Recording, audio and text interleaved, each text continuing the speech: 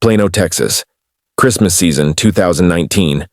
In an upscale neighborhood where million-dollar homes lined streets named after trees, 76-year-old Eleanor Richardson lived alone in her two-story colonial house. A respected figure in the local church, a grandmother of 5, and a recent widow who seemed to be coping remarkably well with the loss of her husband of 40 years. If you know you are not an advocate of violence, murder, child abuse, to mention a few, hit the subscribe button and turn on notifications for more true crime stories. Every Sunday without fail, her identical twin grandsons, James and John Richardson, both 32, would visit. They'd arrive in their matching black Mercedes bringing groceries, attending to house repairs, and spending hours in their grandmother's company. Neighbors would often comment on how fortunate Eleanor was to have such devoted grandsons. Such good boys, they'd say. Such a close family. But beneath this picture of familial devotion festered a secret so dark it would eventually explode into violence. A secret that began with lingering touches, private dinners, and gifts that raised no suspicions at first. A secret that grew in the shadows of grief, loneliness, and twisted desire. By the time anyone realized something was wrong, it was far too late. The bonds between grandmother and grandsons had mutated into something unrecognizable, something that defied every natural law of family relationships. And when these bonds began to strain under the weight of jealousy, possession, and betrayal, someone would end up dead. This isn't a story about a random act of violence or a crime of opportunity. This is a story about how the safest place in our lives, our family, can become a breeding ground for unspeakable tragedy. About how the people we trust most can lead us down paths from which there is no return. Two brothers, identical in every way except for the darkness that would eventually tear them apart. One grandmother, whose actions would destroy not just her family, but challenge everything we believe about maternal love. And a murder that would leave hardened detectives questioning everything they thought they knew about human nature. Some will call this a story of mental illness. Others will see it as a tale of pure evil. But perhaps the most terrifying truth is that it began with something as simple as loneliness and ended in a crime scene that would haunt investigators for years to come. What you're about to witness is not just a true crime story, it's a warning about the shadows that can grow in the hearts of those closest to us, about the fine line between love and obsession, about how family secrets left to fester can explode with devastating consequences. This is the story of the Richardson family, a story that begins with love and ends with murder. A story that proves that sometimes the most dangerous predators aren't strangers lurking in the dark. They're the ones sitting across from us at the dinner table. The events you're about to hear are real. This is the true story of how a grandmother's affair with her twin grandsons ended in murder. And trust me when I tell you, nothing can prepare you for what happened behind the closed doors. To understand how this tragedy unfolded, we need to go back to the beginning. Back to when the twins were born on a crisp autumn morning in 1987. James and John Richardson came into this world just 4 minutes apart. James, the older twin, was always the more dominant personality. Those who knew the brothers in their early years described James as charismatic, ambitious, and fiercely protective of his younger brother. John, quieter and more introspective, lived somewhat in his brother's shadow, but their bond seemed unbreakable. Their grandmother, Eleanor Richardson, had always held a special place in their lives. After losing their mother to cancer when they were just 12, Eleanor stepped in to fill the void. Their father, consumed by grief and his demanding career as a surgeon, was often absent, leaving Eleanor to raise the boys through their turbulent teenage years. The twins excelled in everything they touched. Both graduated top of their class from the University of Texas, both pursued careers in investment banking, and both remained unmarried well into their 30s. But it was their devotion to their grandmother that stood out most to those around them. When Eleanor's husband, Richard, passed away in early 2019, the twins' visits became more frequent. At first, this seemed natural. A grandmother grieving the loss of her husband of 4 decades, comforted by her attentive grandsons. Eleanor Richardson was no ordinary grandmother. At 76, she maintained the grace and sophistication of her younger years. A former beauty queen turned real estate mogul, she had amassed her own fortune independent of her late husband's wealth. Her home, A stunning colonial mansion was filled with antiques and family photographs, each telling a story of a life well lived. But grief does strange things to people.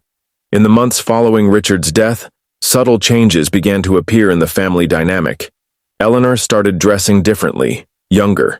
Neighbors noticed her expensive new wardrobe, her freshly colored hair, her renewed interest in social events, but only when accompanied by one or both of her grandsons. The twins' behavior shifted too. Their once strong bond began showing signs of strain. James would arrive alone for dinner one night, John the next. They stopped carpooling to family events. Their usual Sunday brunches together became tense affairs, marked by long silences and meaningful glances. Family friends noticed other oddities.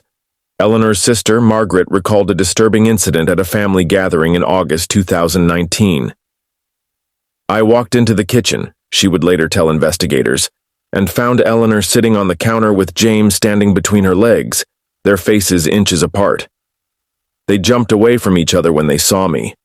I convinced myself I was imagining things. How I wish I'd spoken up then." The twins' father, Dr. David Richardson, was too preoccupied with his new marriage to notice the changing dynamics. When questioned later, he admitted to seeing warning signs but dismissing them. "They were always close to their grandmother," he said. "Perhaps too close, but who was I to judge? I'd been an absent father for so long." By late summer 2019, the tension between the brothers had become palpable. Their secretary at the investment firm noted that they no longer took lunch together. Their shared clients were quietly divided. James began working later hours, while John started arriving at the office unusually early. The most telling sign was Eleanor's behavior at Richard's memorial service, 6 months after his death. Several attendees noted how she clung to James throughout the service, while barely acknowledging John. Others remembered how she'd whispered something in James's ear that made him visibly uncomfortable, causing him to abruptly leave the reception. The unraveling of the Richardson family's darkest secret began on a rainy evening in September 2019. Eleanor's housekeeper of 15 years, Maria Hernandez, was working late, tidying up after one of the frequent dinner parties that had become common since Richard's death. What she discovered that night would haunt her forever. "I heard noises from Mrs. Richardson's study," Maria would later tell investigators, her hands trembling as she gave her statement. "I thought maybe she had fallen, but when I opened the door..." What Maria saw that night was James Richardson locked in an intimate embrace with his grandmother. The housekeeper quietly closed the door and left, submitting her resignation the very next morning. But the secret was out, and like all secrets in wealthy neighborhoods, it spread like wildfire. The inappropriate relationship, as court documents would later reveal, had begun innocently enough. After Richard's death, James started spending more time with his grandmother, helping her sort through his grandfather's belongings. Long conversations over wine turned into intimate dinners. Comfort morphed into something more sinister. What began as a grandson consoling his widowed grandmother had twisted into something that defied all natural boundaries. Yet this wasn't the only secret the Richardson mansion held. John, the younger twin, had been harboring his own inappropriate relationship with Eleanor. While James visited in the evenings, John had been coming by in the early mornings, under the pretense of having coffee before work. Eleanor, it seemed, had been maintaining intimate relationships with both grandsons, neither aware of the other's involvement. The truth came to light during a family dinner in October. James, arriving unexpectedly early, found his brother and grandmother in a compromising position in the garden. The ensuing confrontation shook the foundations of the Richardson estate. Dr. Sarah Chen, a forensic psychologist who later consulted on the case, offers insight into this unusual dynamic. What we're seeing here is a perfect storm of psychological factors. Two identical twins, raised with an unhealthy attachment to their grandmother after maternal loss, combined with Eleanor's own unprocessed grief and possible personality disorders. The twins' identical appearance likely played into Eleanor's ability to compartmentalize these relationships. The family's attempts to intervene were swift but ineffective. Eleanor's sister Margaret organized an intervention, bringing in their pastor and a family therapist. Eleanor refused to acknowledge any wrongdoing, claiming the relationships were special bonds that others couldn't understand. The twins' father, Dr. Richardson, finally confronted the situation after receiving an anonymous letter detailing the affairs. His attempt to have Eleanor committed for psychiatric evaluation was met with fierce resistance. She threatened to expose financial irregularities in his medical practice if he pursued the matter further. Meanwhile, the rivalry between the twins intensified. Security cameras from the Richardson estate caught several heated arguments in the driveway. Neighbors reported hearing shouting matches late at night. The brothers, once inseparable, now couldn't be in the same room without tension thick enough to cut with a knife. In late November, things took a darker turn. James discovered Eleanor had changed her will, leaving the majority of her $12 million estate to John. The same day, John found out about James's plans to take Eleanor on a private vacation to the Cayman Islands. The brothers' secretary reported overhearing a chilling conversation. One of them said, "She's mine." The other responded, "Over my dead body." I couldn't tell which was which. They sounded so alike when angry.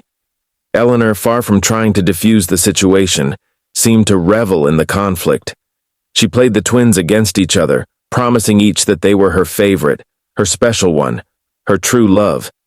Text messages recovered from her phone showed how she manipulated both brothers, scheduling intimate encounters around each other's visits.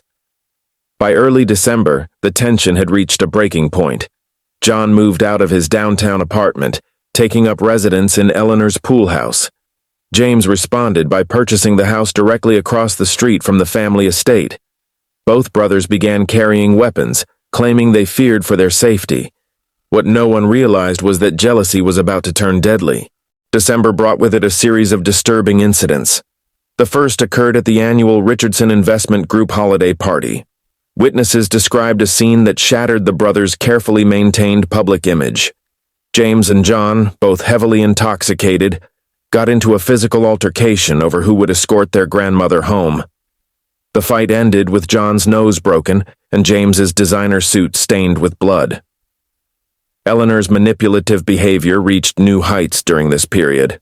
Her personal assistant, Jennifer Chen, provided investigators with dozens of text messages showing how she played the twins against each other. "My darling James, you're the only one who truly understands me," she wrote at 3:14 p.m. At 3:20 p.m., a message to John, "No one could ever replace you in my heart. James is nothing compared to you." The financial stakes were staggering.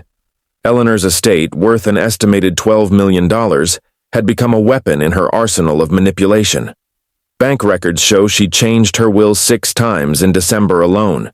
Each brother would discover they were the sole heir, only to learn days later that the will had been changed again in favor of the other. Dr. Marcus Reynolds, a forensic psychiatrist who reviewed the case, noted, "What we see here is a lethal combination of financial manipulation and emotional incest." Eleanor created a competitive environment where her grandsons weren't just fighting for her affection, they were fighting for their inheritance. The identical twin dynamic made this situation particularly volatile. The brothers' decline was rapid and visible. James, once impeccably groomed, began appearing at work disheveled and aggressive. John developed a drinking problem, showing up to client meetings intoxicated. Their firm lost 3 major accounts due to their erratic behavior. A week before the murder, Eleanor's neighbor, Patricia Wilson, witnessed a chilling scene. "I was walking my dog when I saw the 3 of them on the front porch. Eleanor was sitting in her rocking chair, smiling while the twins were screaming at each other. She looked pleased, like she was enjoying their pain." The financial pressure intensified when Eleanor announced her intention to sell the family business. Both brothers stood to lose their positions at the firm. According to company records, she had begun negotiations with their biggest competitor. The message was clear. Whoever pleased her most would keep their inheritance and their job. The final argument occurred on December 14th, the night before the murder. The estate's groundskeeper, Thomas Martinez, provided testimony about what he overheard. Mr. James was shouting about finding hotel receipts.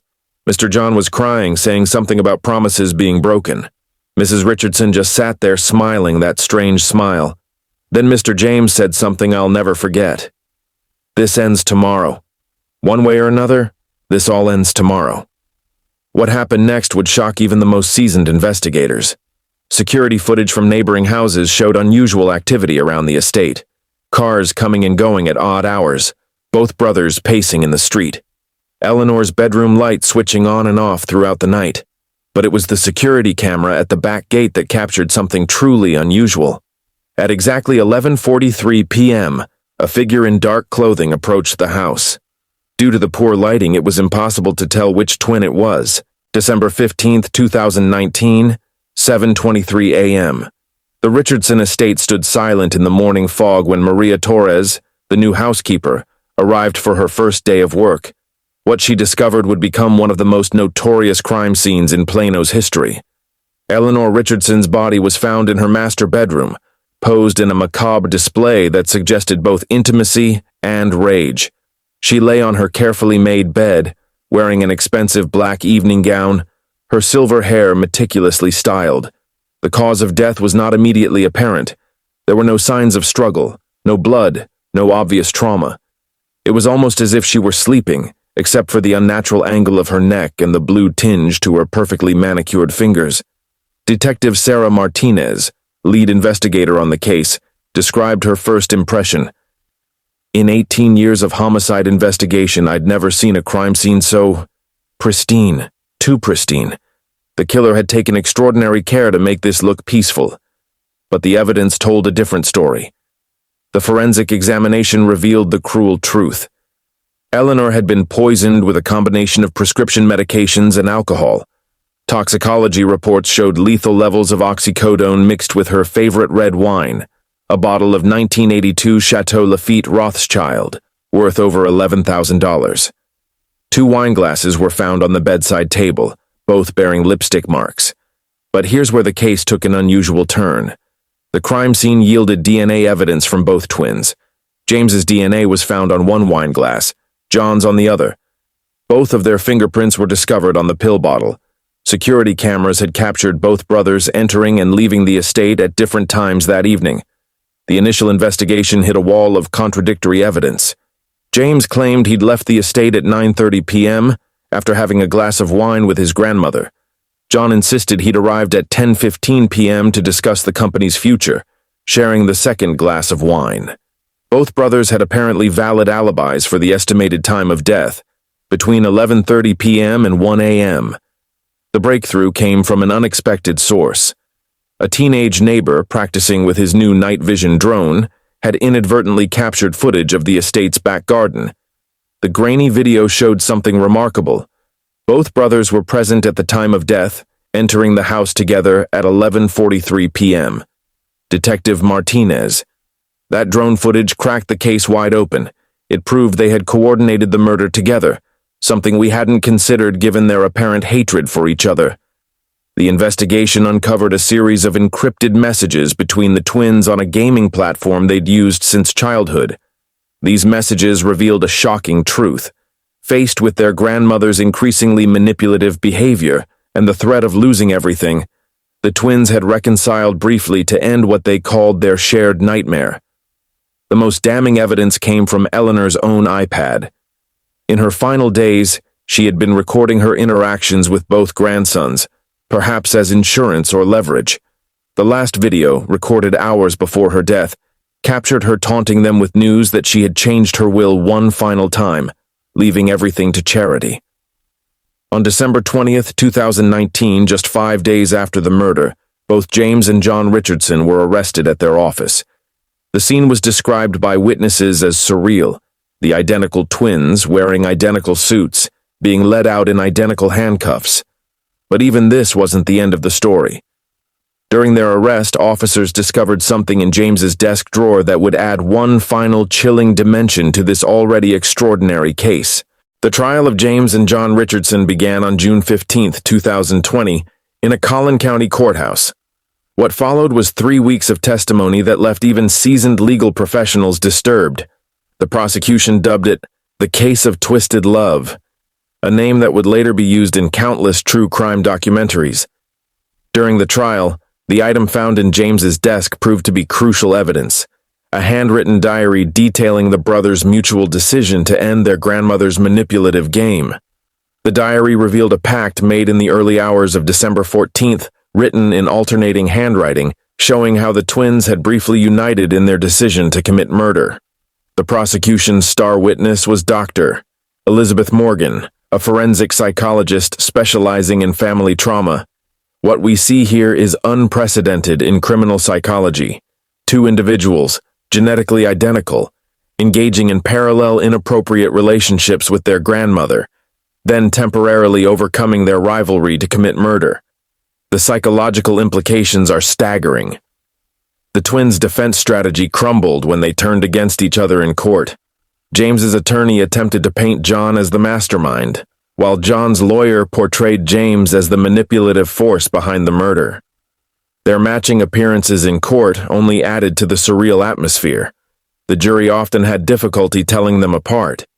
Impact statements from family members revealed the deep wounds this case had left.